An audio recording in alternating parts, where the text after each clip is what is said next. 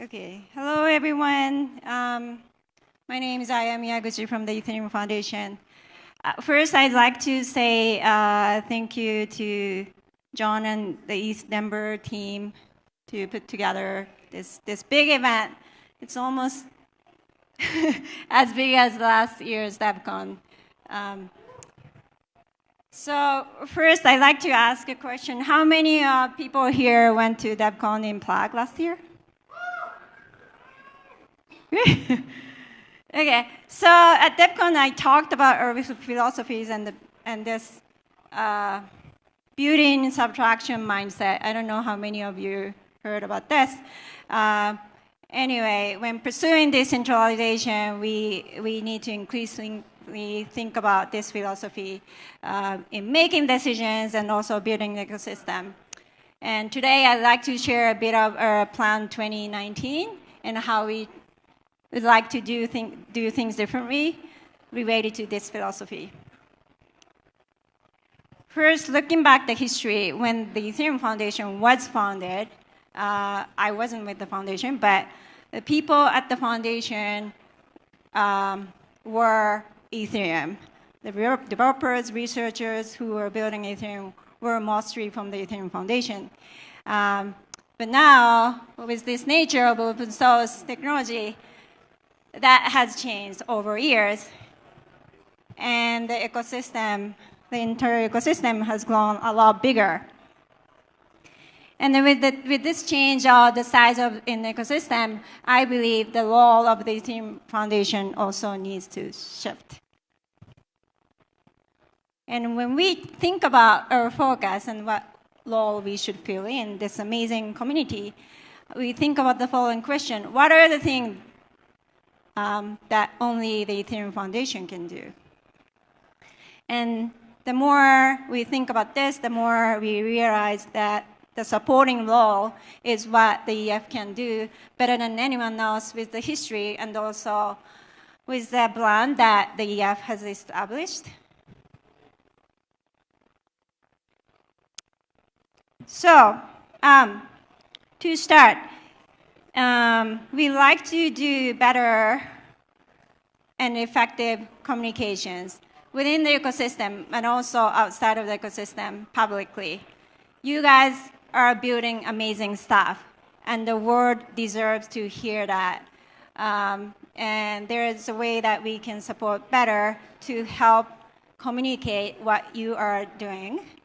And we would also like to keep supporting projects, building or improving Ethereum. Can be development project or research project. But we do not have to be the only funding source. So we like to work with other funding platforms or funding groups that already exist in the ecosystem. And so we've been discussing that now. And also as an example, we just decided to, this hasn't been announced, we just decided to financially support ETH Global. I think some of the ETH Global team members are here. So basically they've been doing an amazing job reaching out to all developers in the world. And if anyone can do a better job, it doesn't have to be us, and then we empower them to empower others. So that's the way we do things, subtracting our direct power, but we still maximize the impact to the ecosystem. And the vision is that I decided to support Ethereum in crypto, and the world we want to see after we finish building Ethereum, a world with fewer imbalances, a world with better positive impact. And I believe this is what the vision we share with East community. And I'm excited to hear East Denver has this impact track this year. Right? And including the educational program they are offering to the youth in Denver. So that is exciting. And again, our focus has been supporting main core infrastructure level of projects. However, we thought it is the time for us to talk about the apps that are realizing this vision. And so we started doing this survey the end of last year. It's an ongoing survey, so you can apply. I mean, you can submit. And there are two main reasons that we started this. One is that, again, not to forget about the vision, end vision, long-term vision, the world we want to see. And the other reason is that we have actually starting seeing those applications that are solving real-world issues. Compared to a couple of years ago, or a few years ago, we hear more applications that are only saying blockchain to say blockchain, but that's not the case now. So we have received hundreds of submissions that are broadly distributed across countries. And again, it's still ongoing survey. And these are keywords that we found in these submissions. So as you can see, the apps are providing fundamental functions such as finance, healthcare, government, or environmental solutions. And our plan from here is to find hidden or unhidden stars, and then I will find where we can support. The Ethereum Foundation is only one star among many in this constellation, in this ecosystem. But it is our aim to connect and support underfunded builders to continue expanding their work from local communities to that 8 billion world citizens in a sustainable way. And then, speaking of connecting, I'd like to talk about the next speaker in the organization.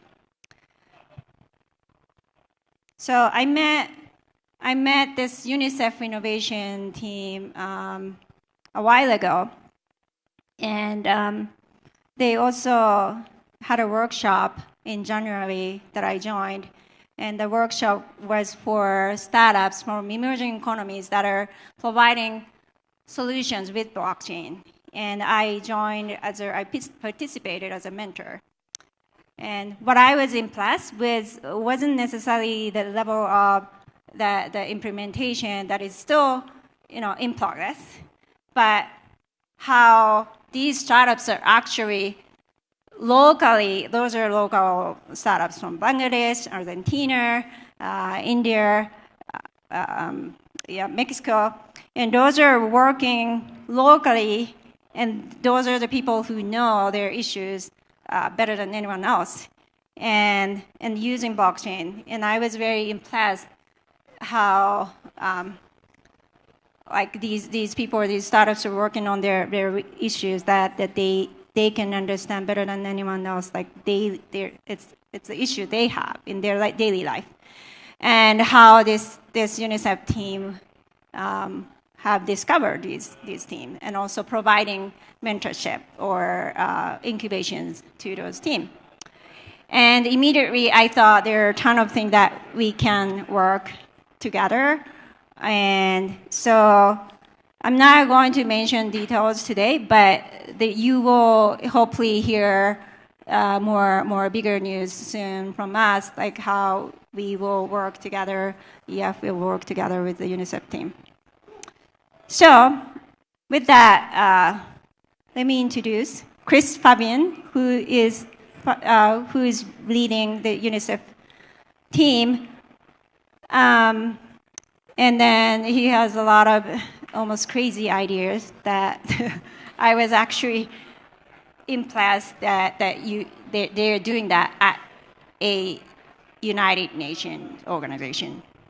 So he's going to talk about their plan, and then so Chris, come up on the stage.